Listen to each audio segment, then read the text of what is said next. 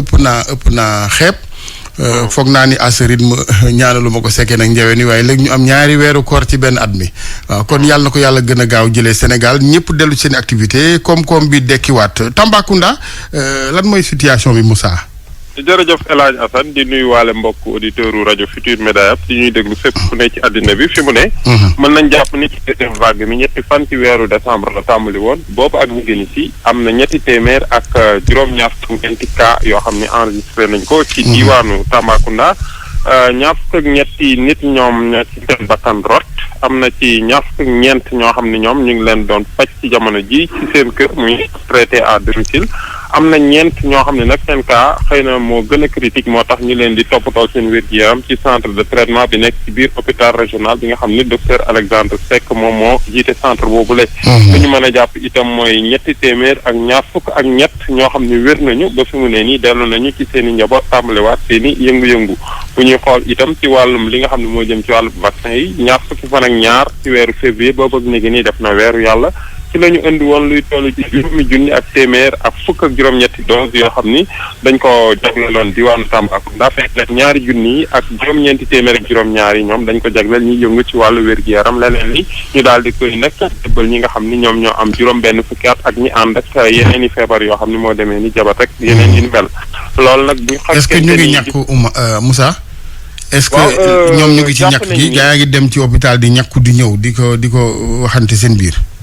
waaw jàpp nañ ko parce que situation bi ñu jot a seetlu nit ñi dañoo gis ni gannaaw kilifa yi ci boppam xawoon nañu temme ngir ñu jëkk leen a ping loolu bokkoon na ci sensibilisation bi waaye itam ba tey yu defee ni Maka Koulibantang xalif bi ci boppam ak këru diine yi ñoom ñoo bokk ci wàllu vaccination bi ànd ceeg waa municipalité bu Maka Koulibantang waaye itam ba tey boo demee ba fi nga xam ne sax mooy ci jeexital ay bés bi ñu génn rek bi ñu yeggee ci ñi nga xam ne dañoo divisé wu woon ci wàllum politique ñoom itam dañoo mujj juboo waaye ba tey ci seen ay kàddu bi ñu ci waxee comme itam waxaale nañ ci li nga wax léegi muy wàllum mbas mi ndaxte mbas mi ginnaaw dafa delloon koom-koomu réew mi ak yëngu-yëngu yi dem la yi ak dikk yi ci Tamba itam dañ koy sentir ndaxte jaar bi dem ci luuma yu demee ni jawbe dem am na ñoo xam dañuy yëngu ci wàllum secteur hôtellerie dañu am ay gàllankoor am na ñoo xam ne itam ñu ngi doon xaar ay touristes yu war a ñëw loolu lépp da daan bokk ci koom-koomu Tamba ak frontières yu ñu tëj yooyu yëpp dafa nekk yi nga xam ne Tambacounda da ko doon sentir directement bu fekkente ni tey si tey wax nañu dañu catastrophe sanitaire bi dañ ko lever waaye itam ba tey dañu war a relancer suñu économie Tamba itam ñoom dañuy fexe ba li nga xam ne moo fi sooxe woon ci ay ci atu yàlla bi ñu génn xool nan la ñuy relancer économie boobu noonu loolu itam daf ci àndaale li nga xam ne njiitu réew mi digg na ko nag yoon waxambaane yi nekk ci Tamba employabilité des jeunes ñu gën ci mën a gis seen bopp loolu itam dana nekk loo xam ne luy seen principale activité les jeunes de Tamba wala amu fa wala comme rek yenn diwaan yi Jakarta rek li fës Jakarta la et que même bu ñuy xool ci jamono ji ñuy wax ak yow nii temps yi actualité bi mooy ministre des forces armées mayeegum na luy toll ci 75 moto taxi Jakarta ci loolu itam ñenn ñi critiqué ko ni loolu du liggéey waaye ñi nga xam ne ñoo ko wutal ñoom dañoo seetlu ni seen ay militants sax dañ doon dawalal ñeneen suñu dawalalee ñeneen moto ba yàqu wala moto ba accidenté ñoom la ñuy solliciter pour ñu fay wala pour ñu rembourser journée léegi laata kon ñooñu di tënku ci ñeneen te ñoom amuñu ay diplôme amuñu woon yenn formation yi ministre bi wutal leen 75 moto Jakarta jox leen waaye nag li am. mais est-ce que li gën a am impact ci économie nationale bi du mbay mi àll bi. surtout jeunes yi nag am nañu doole macha allah ndax ci la ñu toll ñoom seen jeunesse seen kattan est-ce que loolu gën a impacté que ay Jakarta ak ay yooyu. li leer mooy tey ci tey même en terme d'élevage zone de pâturage par excellence ci wàllu Tambacounda la. bu ñuy lu jëm ci wàllu parc bi ak fi nga xam ni yaatu na fi ci wàllu suuf li fi nekk. ak Mamakunda bi ak li nga xam ne moom mooy Falémé bi yëpp. ak wàllu miin bi bare na ay. niche yoo xam ni bu fekkente ne tey ji exploité nañ ko mën nañu jàpp ni Tambacounda war na ko tàmbali jóge ci situation ndóol bi mu nekkee ndaxte nag bu ñu fàtte ni Tamba dafa toog ay ati yan fàtte ko ci ginnaaw. donc bu fekkente ni depuis un certain temps man 2013 laa fi ñëw. boo ko liggéey ni fii gis naa ni am na avance boo xam ne significative ci wàllu voirie urbaine. ak ay édifices yoo xam ne jot nañ ko fi tabax ci li ma fi ñëw ak léegi. laata may ñëw naka la meloon. loolu aussi question la yoo xam ne tey jii daal bu fekkente ni liy soqeekoo daal ci miin yi ak yooyu. ak àll bi def nañ ko ni nga ko war a defee. comme war na mën a suqaliku. waaye nag itam bu fekkente ni relancé nañu chemin de fer itam. nekk lu amal solo trop diwaanu Tambacounda. d'autant plus que Tamba ville Carrefour la. très bien macha allah Moussa Oumar Gueye loolu tam c'est valable pour diwaanu Thiès dafa mel ni diwaan gu ne am na ay réalité ci wàllu tënkiin wi ñeel wàllu koom sëñ Cheikh Thiès moom ku ko wax saxaar gi naam. mais comme dafa bari Jakarta bu nu sañoon aussi ñu yóbbu ñëpp ci zone des Niayes bi mu gën a yaatu yëf yi xale yi gën a am ay liggéey yoo xam ni ñooy gën a ñoŋ ñooy gën a wóor sax faf ndax Jakarta yi moom defe naa ne wutal nañ leen sax saalu accidenté foofu ca hôpital ba Mar de Yims. waaw Alaaji Assane loolu moom dëgg la ndaxte fii booy xool ci diwaanu Thiès lu jëm ci wàllu yëngu-yëngu xale yi ci wàllu koom daanaka Jakarta yi fi ëpp ak ñiy jaay café Touba. daanaka foo tourné ci dëkk bi yaa ngi gis Jakarta yi bari nañ fi lool jaaykatu café Touba yi aussi heure bi da nga leen di gis ñuy bàggale ci biir marché bi jigéen ñi sax dañoo dem ba dugg ci jaayam café Touba ak ay jus yu mel ne ay jus di wër ci marché bi. kon nag xam ne saxaar gee fi nekkoon waaye saxaar gi daanaka maanaam yooxootul. loolee tax nag vraiment fii ci diwaanu Thiès moom ñàkkam xëy moom tarda fi lool waaye nag comme Alaaji Assane li ñu ko waxee gis nga zone des Niayes. wax dëgg fa yàlla gis nañ fa ay ndaw ñoo xamante ne ñu ngi yëngu ci wàllu mbay mi fu mel ni dëkk bu ñuy wax Kër Malal. mu nga ci nootu guy jama da ngay ñëw ba nootu guy jama jéggi tali bu xonk bi mel ni luy dem yoonu géej foofu ay ndaw ñu bëri fa nekk di yëngu ci wàllu mbayam pomme de terre keroog sax am na reportage bu ñu fa def gis nañ ne ñi nga xamante sax ñooy ndaw ñi nee na ñoom événement yi nga xamante ne moo amoon ci réew mi dañ ko doon dégg rek xamuñu sax nu mu demee. ñoom sax nee nañ Ndakaaru ña fa nekk ñoom ñëpp war nañoo mën a ñëw fii zone des Niayes. am na sax benn ndaw boo xamante ne daanaka ay 25 ans la am boo gisee ay périmètres yu mag la yor. nee na man je suis prêt ndaw bu toog Dakar amoo xëy boo ñëwee fii ma jël la sama tool nga di fi. xam nga kooku bu ko état jàppale mu gën a yaatu ku mel noonu par exemple parce que ki neex a bëmax mooy kiy dox pas ki toog. dëgg la waa Kër Malal yooyu moom wax dëgg fa yàlla. bu ñu xëyee ci tool yi la ñuy nekk ba vingt heures ñu doog a dugg seen kër. ñoom nee nañ sax génn sax duñu ko def pratiquement bu ñu génnee mooy meññeef gi bu ñu buddee pomme de terre bi buddi soble beeg yooyu dem marché nootu. teg ko ci ay saret daal di delluwaat seen dëkk. xamul sax lu xew ci dëkk bi. nee nañ daal ñoom daal wàllu koom bi daal bu fekkee ne ndaw ñi. am na solo amuñ lu ñu def bu ñu ñëwee Kër Malal. ci nootu guy jama mën na leen jël foofu ci tool yi ñu fay bay. gis nga Cheikh l'emploi des jeunes là je pense que bon c'est vrai que am na ñu nu ko dénk am na ay borom xam-xam vraiment ci liggéey bi dañ leen di dolli rek ndax xel du doy xale yi ni ñu concentré wu fii Ndakaaru ñu baal ma y a pas de sous-métier quand même mais ku sañoon amati lu gën ba pare mu gën a yaatu non seulement ci sa poste gën a yaatul économie bi parce que aussi mbir aussi booy taxawal da ngay taxawal des choses structurantes pas yoo xam ne da ngay taf yëngal rek après jàll ci li ci des mais xam nga njaayum saalu darkase gerte kemb gi naaj wu tàng wi ak métit gi ak it macha allah seen lim boo ko gisee ci VDN bi ak yeneen xàll yu yaa ci Ndakaaru da nga naan bu ñu leen yóbboon ci àll bi bien évidemment fixé leen yaatal jumtukaay yi yaatal ndox mi également yaatal yaakaar. waaw ñoom loolu bokkul ci seen problème sax ndox mi parce que ñoom booy xoolee ñoom dañoo gas ay forage yooyu nag ay léegi nag sax dañ mañ bay jël ay solaire sax di ko monter waaye nag li ñu ciy dépensé dafa bari nañ fekk na nguur gi jàppale ba ñu amoon ndox kon defe naa ne dinañ mën a bay ay hectares du ñu dem di jéggaane ay fruits ay légumes di ko indi ci réew mi fu mel ni moom ni mu mel ni Kër Malal noonu la mel ci diggante mbaaw ci diggante fi nga xam mooy mbaawaan jàpp Fass booy ba jogo ba xonq yooyu daanaka foofu ay ndaw ay jigéen ak góor rek ñoo fa nekk ci ay hectares di bay amuñu problème d'écoulement njaay mi du am jafe-jafe tali yi baax na les voies de communication ndax am nañu oto ak it ñan ñooy seeni clients yu gën a ràññi ko waa Ndakaaru la ñan la waaw ñoom seen produit presque ci marché nootu bi lañ koy yóbbu. après dañ koy def ci ay camions di ko yóbbu fi nga xamante ne moom mooy Castor. waaye ñoom amoon nañu ay problème lu jëm ci wàllu piste de production. parce que fu mel ni Kër Malal dañ daan am jafe-jafe parce que foofu ganu suuf la. te ay montagne nga doon yéeg waaye gis nañ ne temps yi avec ñi ngi fay def ay tali rang rek daanaka dugg na ba Kër Malal.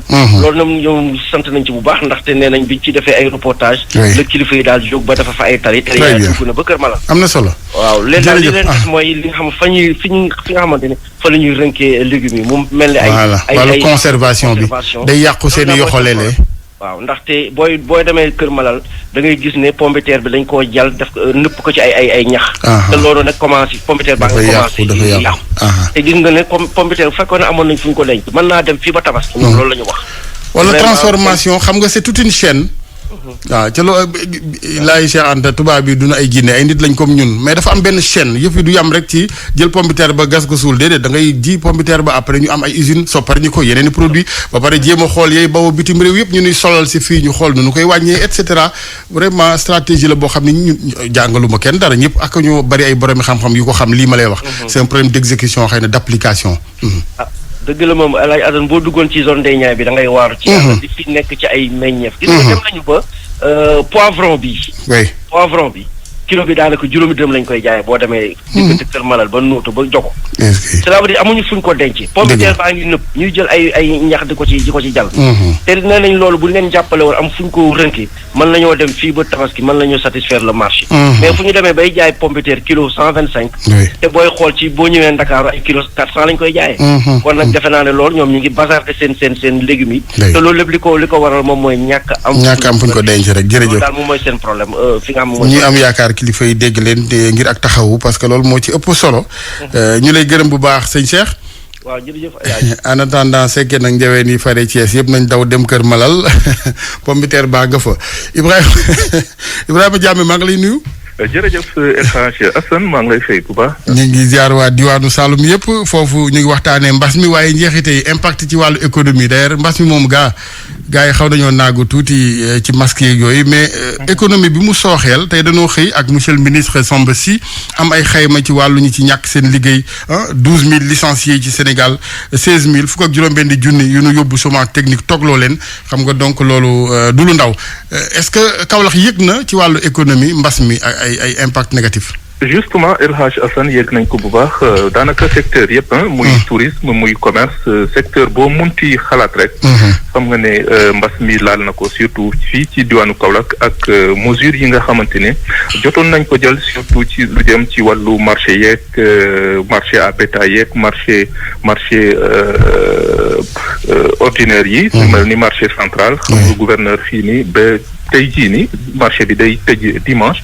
nga xamante ne donc loolu impact bu rëy la ci nga xamante ne ñoom ñoo di commerçant yi donc mu mel ni kon loolu nit ñi yegg nañ ko bu baax a baax rawatina surtout éleveurs yi tamit parce que ni ki barke démb rek ñoo ngi fi def benn ndaje boo xamante ne ñoo ngi doon def évaluation impact bi nga xamante ne moom la mbas mi am ci seen activités yi parce que depuis lors amatul ay marché à bétail fi nga xamante ne ay luuma yeeg yeneen marché tëju gi ñu tëju woon moo tax waaw bu luuma amul duñu mën a dem jëndi nag yi wala yooyu ak xar yeeg yooyu pour mun a am ndawal te ñu bëri dañuy dépendre ci marché yooyu donc def nañu xayma bi ñoom nag li leen taxoon dajale moo di ñu xool ban relance dañu war a def pour daal mën a suqalikuwaat ci wàllu woowule tax na conseil national de la maison des éleveurs dégale na béykat xawma éleveurs yi fi nekkoon yëpp sàmmkat yi fi nekk yëpp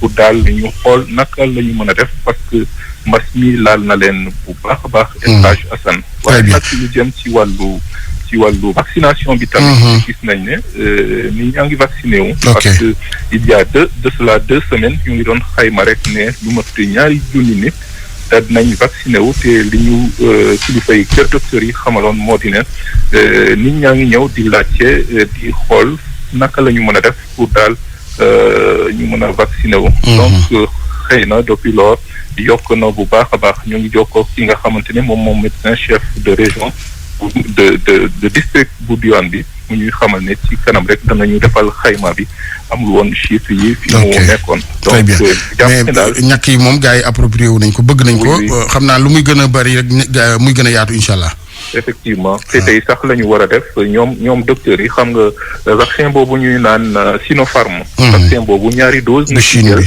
donc boobu noonu tey il y a 2 semaines docteurs yi jëloon nañ benn dose bi keneen bi nag tey lañ koy eggale tey la ñuy matal voilà tey lañ koy mottali pour mu gën a mën a efficace. très bien donc tey jii war nañ daje hôpital régional pour jël deuxième dose vaccin bi. très bien Ibrahima ni ñu ko defee ci yeneen régions yi rek la jeunesse de Kaolack ndaw ñi ñoom it xam naa foo wax rek ñu ne Jakarta lan nga gis ne daal bu nu fa investiroon wala ñu daal di fa xirtal ndaw ñi ñu am fa koom am lu ñu yóbbu ci kër yi am lu ñu taxawal seeni kër. effectivement El Hadj Assane xam nga diwaanu Kaolack daa doon diwaan boo xamante ne dañ koy duppee bassin arachidier diwaanu mbéy. donc li ñu leen di ñaax rek surtout moo di ne ñu def ay industrie yoo xamante ne dañuy transformer li nga xamante ne moom la ñuy béy fii nii. diwaan dañ fiy béy gerte. dañ fiy béy dugub dañ fiy béy mboq li ñuy wax naan ay exportation gerte yi loolu yàgg na ay poser question boobu. est-ce que le fait que ñuy exporter gerte bi loolu c'est la solution. Pourquoi ne pas implanter des industries yoo xamante ne de transformation locale yoo xamante ne mën nañ defar diwlin defal rakkal defal yeneen produits finis yoo xamante ne li ñuy exporter gerte bi ñu transformer ko fii. d'autant plus que gerte moom dafa bari lu ko wër ci wàllu lu mën a defar yëpp diw gi saabu lu ne mën nga ko ci def saabu du ne donc pourquoi pas ne pas investir dans l'industrie industrialiser cette zone là de sorte que ndaw yi wax Kaolack ay Jakarta rek. gis ci loo xamante ne ci la ndaw yi di yëngatu. Jakarta kese donc am na opportunité. opportunité yoo xamante ne war nañ mën a investir. absorber ndaw yi. ñu mën a liggéey. waaye ba tey jii daal gis nañ ne gars yi farloo guñ ci wàllu donc jàpp naa ne état bi bu ci jàppee defar ay industrie ay petites unités industrielles yoo xamante ne war nañ fi mën a implanté wu. transformer li nga xamante ne moom mooy jóge ci suuf si diwaan bi et c'est bien possible. il suffit d'une volonté politique et puis d'une vision. est-ce que di ngay faral di wax ak ndaw ñi gis nga même armée bi ci ñoom bëgg nañ ko ndax aussi léeg-léeg xale yi aussi du ñëpp bëgg aminu xaalis bu gaaw est-ce que gis nga ci ñoom kàttan ak bëgg-bëggu dem daan seen doole carrément boole ci nag taaxir lu gi war ndax xam nga àddina aussi ndar du xëy sotti lu xëy sotti sax nga war a tiit xanaa. oui c'est vrai ndaw yi bëgg nañ ko parce que bi ñu demee ci benn usines yi nga xamante ne ay usines de décortiquage la. yoo xamante ne chinois yi ñoom ñoo ko fi def. xam nga balaa ñuy exporter dañuy xolli ay ndaw yu bëri ñoo fay liggéey. ay jigéen ay góor ñoo xamante ne sax gis nañ ñoo xamante ne Ndakaaru la ñu jóge. am na kenn ku taxaw nañu man Dakar laa jóge nii ñëw liggéey. ñibbisi pour daan seen doole très bien donc état Sénégal taxaw na ci loolu. en tout cas na ndaw yi. donc état bi war a yaatal unité yooyu de transformation. voilà de transformation. gën a investir ci àll bi. foo dem ci gars yi opportunité yaa ngi fi matière baa ngi fi. surtout donc jàpp naa ne à la place de ces industries étrangères là. fekkoon ne am na volonté politique de l'État ñu andi ko fii nii. mën naa jàpp ne ndaw yi mën nañ ci liggéey parce que centre boo dema ndaw yaa nga fa di fay liggéey.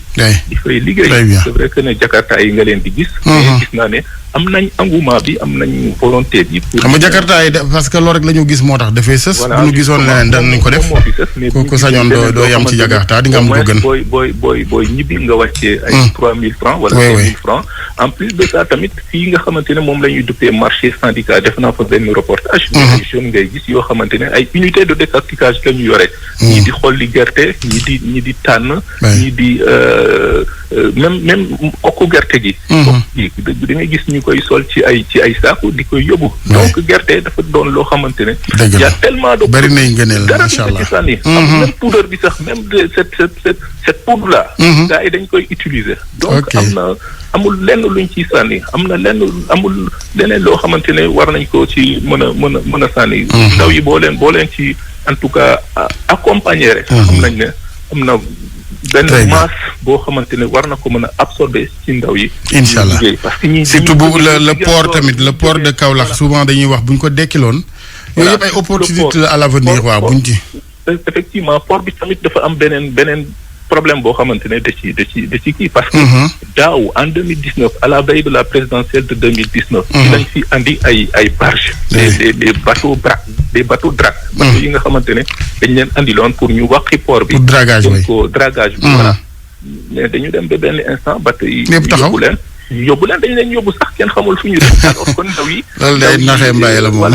voilà ndaw yi amoon nañ ci yaakaar bu baax a baax ne bu ñu waxee boor bi. def pour fekk bu mbadaxum. maanaam pour boo xamante ne dañ koy def ci àll bu fële. bu ñu àndee conteneurs yi dem def ko genre commerce boo xamante ne ay conteneurs lañ fay wàcce yooyu yëpp projet yooyu yëpp nga xamatul fu ñu dem. donc. jàpp naa ne yëpp suqalikuwaat de toutes les façons pexe amatul ndax macha allah limu jeunesse bi ma gis Sénégal moom il faut ñu lu ko absorbé waay. Kaolack zone la boo xamante ne waroon nañ fi mën a kii parce que même le train bi daf fi doon ñëw fi ñu implanté cœur de ville. cœur de ville le complexe. cœur de ville foofu moo nekkoon raay nu mu tuddati. gaar bi. mais train bi amatul. nu mu tuddati dëkku Makumba bi. Guinguinéo te doon dund bu baax a baax te boo fa demee fi gaar bi. mais projet saxaar gi moom kilifa yaa ngi ci def naa bis bu sottee incha allah. waaw kooku dina dekkilaat gox yu bari. problème de l'emploi des jeunes. loolu muy pooru Kaolack. muy nu mu tuddati raay bi. loolu yëpp buñ ko muy gerte gi ki dérivé am lépp waaw. voilà très bien loolu yëpp buñ ci taxawoon. problème mu emploi des jeunes dootuñ ko wax. incha allah dama jàpp ne y a une certaine on manque de volonté politique boo xamante ni les opportunités sont là. nan tekkil raay bi. tekkil port bi. mu jeex tàkk. jërëjëf Ibrahima leer na macha allah Ibrahima Diamé ci Kaolack ñu koy gërëm bu baax di ko sant ni mu ko waxee yëf yi nañ ci lënkaloo manko am volonté politique bi fekk kattanu ndaw ñi macha allah ñu exploité ko je pense que loolu daal la ay ndaw di jariñ cim réew nañu jëfandikoo sunuy ndaw. 9h08 ci RFM ci kanam tuuti as tuuti ay auditeurs laata ñu jàll ci programme bi ak publicité yeeg xalaas dëggantaan incha allah ak les 2 principales éditions d'information midi ak une heure.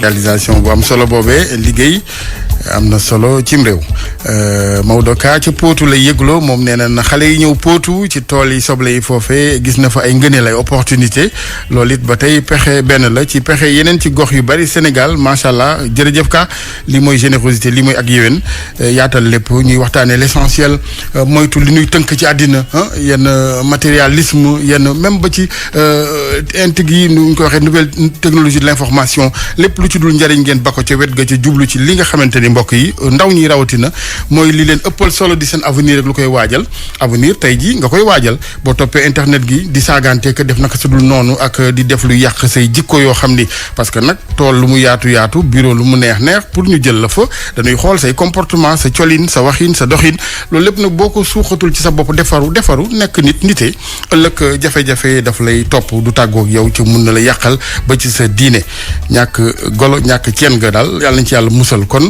nit ku ca ne war nga jël say responsabilité lu la waaye dugal nag ci xeex bañ sa réew démocratie lépp mën nga caa ànd waaye nga def ko ci xelu bañ a fàtte li ëpp solo mooy sa avenir waaw bañ a topp ñi nga xam ni seen avenir a ngi ci ginnaaw léeg-léeg nga dégg ci mag muy wax ci réew mi da nga naan kii yàlla bu ko gune yi dégg waaw gune yi yéen a moom ëllëg yéen ay avenir u Sénégal ngeen xamee kon yi boole ci fulla ju mat sëkk nag waaye lépp cig yar 88 628 14 14 asalaamaaleykum.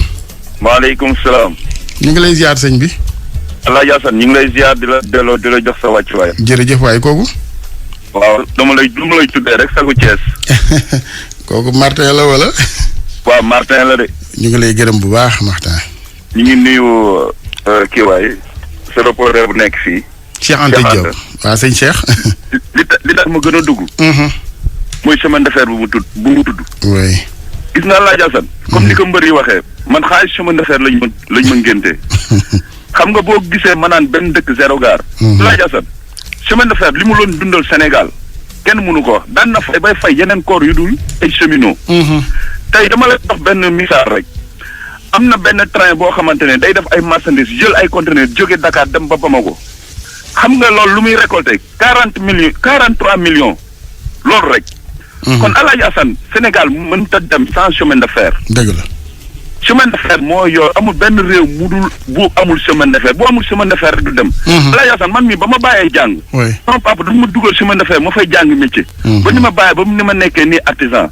kon chemin de fer moo yor Sénégal nañu jàppale bindu di cheminots yi. incha allah am na solo jërëjëf Martin. am na solo ci bu dul dara sax daal di désengorger un peu camion yeeg conteneur yeeg njaayum port mi yoonu Kaolack bi yoonu Mali gi loolu lépp dina baax incha allah bu yembee waaleykum salaam. waaw kay ñu ngi nuyu Sénégal yëpp nag ndeysaan. ñu ngi lay fay bu baax. tey de gis nga wax dëgg yàlla. mbay mi ci kaw gi. yàlla xam na ko bu ñu fexee ba waa kaw gi ñaatuñu rek ñu ci waa Dakar. ñu dund fa dund bu neex. courant am fa ndox am fa njub am fa sàcc yi masalan bàyyi fa. ñu defar fa ay tali ba ay fajukaay yëpp. yàlla seere na ko ku yor réew mi bu demee ba def ko rek. na ko wóor na masalan fi mu ne moom gañe na daal. waaye seet kaw gi buñ ñambey xam nga tey béykat yi ñoo waroon dund ci ministre yi ñoo waroon dund ci borom alal yi. mais bu fekkee borom alal yi ñooy demaat nanguwaat suuf si. ba li leen béykat yi waroon jaay ñoom ñu dellu di ko jaay béykat yi. te boo seetee ñu am doole daanaka ba tey ñun ñoo leen yenu daal. ñun ñooy fay juuti ñun ñooy fay taxi ñun ñooy fay lu ne. ñoom seen contraire bee waroon a am. waaw kay. fekk ku nekk di ci yor bureau. ci yor tool bi di dund ci yow di yor xaalis. ba fekkoon ñiy béy tey ku leen gis ku dem béy rek dañ koy ñee. bu ko defee mbéy mi dina am solo bu ko defee li ñuy béy tamit ci dëkk bi.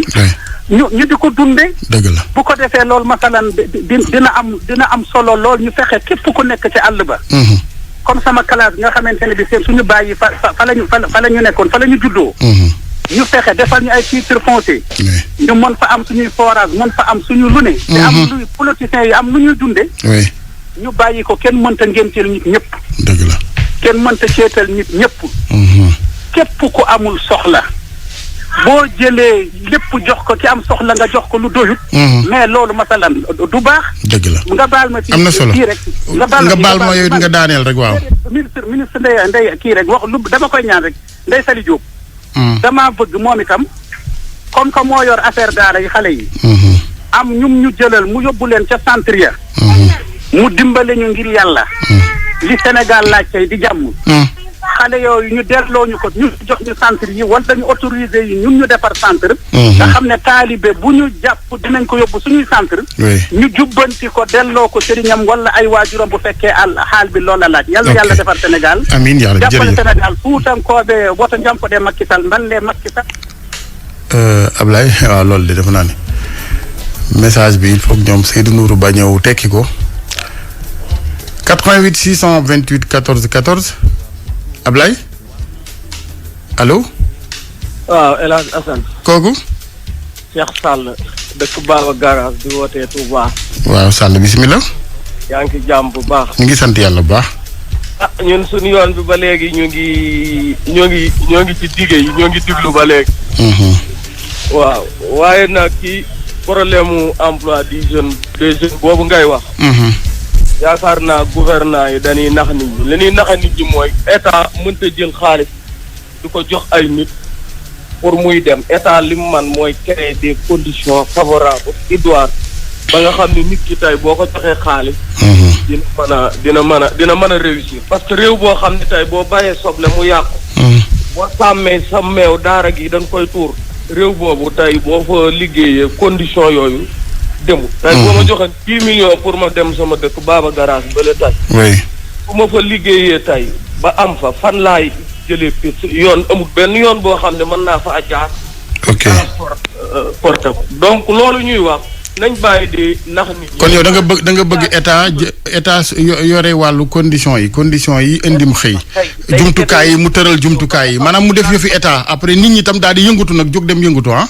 très bien. voilà parce que El Hadj Assane bu toog ca dëkkam ba gën a sori. bu fay dee sàmm lépp dina am condition yoo xam dina ko mën a transformer. dina mën a voilà jumtukaay yi na ko état lijjanti.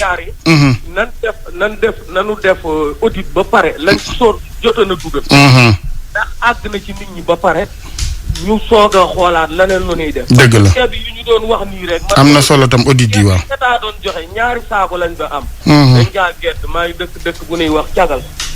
donc état bi il nous faut excuse-moi du terme mais il nous faut plus de sérieux pour ñu mën a kii man mii di wax ak yow jeune la mais du ma taxaw fi mukk di la wax li lu ci personnel lu nit ñu bokk rek. oui. suñ tali yooyu tamit ñoo ngi ciy interpellé monsieur le ministre mu jàppale ñu ci parce que dig nañu ko. yàgg na trop plus de 8 communes. oui 80 ans ñu toog di xaar vraiment loolu ñaaw na trop. doy na waar. man daal bëgg naa officiellement état Sénégal wax ma lu tax Baba Garage googu tali yi mënut a egg daal man bëgg naa ko xam vraiment officiellement nag laa wax parce que mënuñu 80 ans ki 100 ans mais toujours même tali bi rek la ñu wax ci réew mi nag quand même loolu nag dafa rafetul sax 88 628 14 14 wax na lu am solo ci wàllu koppar yi jot a dugg ñu koy càmbar di auditer xool ndax ñi ko yore ak ndax ñi ko yore ko war a yor ensuite nees di def ba délesté wu état day délesté wu président ci moom sax daa war a délesté wu am na yu bëri yoo xam ni dafay tardeel njiit ci bu urgence amee jamono